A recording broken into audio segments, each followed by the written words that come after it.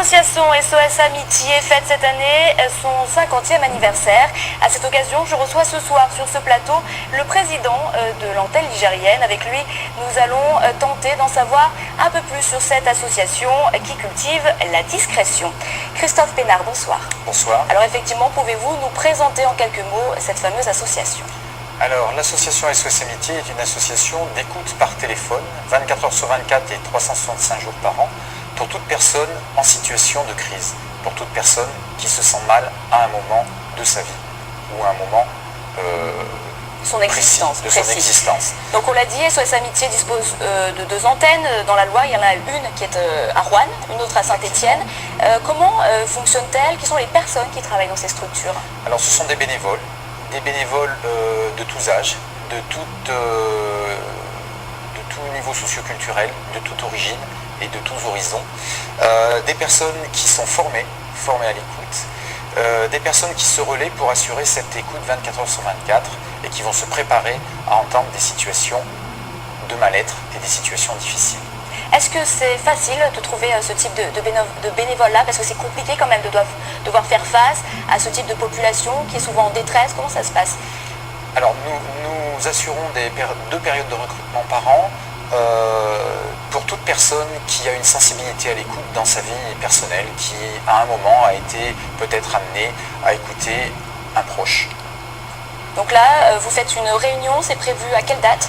Donc nous avons une réunion d'information pour le grand public le 8 juin prochain à la Maison des Associations, rue André Malraux à Saint-Étienne, à 19h30. À 19h30. Qui sont, donc on parlait des bénévoles, qui sont à l'inverse les personnes qui vous appellent? Alors les personnes qui nous appellent, ce sont toutes les personnes qui à un moment effectivement ressentent une difficulté et qui ont besoin de parler, qui ne trouvent pas dans leur entourage proche une oreille attentive. Est-ce qu'il y a de plus en plus de personnes qui appellent justement votre association ou alors c'est en légère baisse?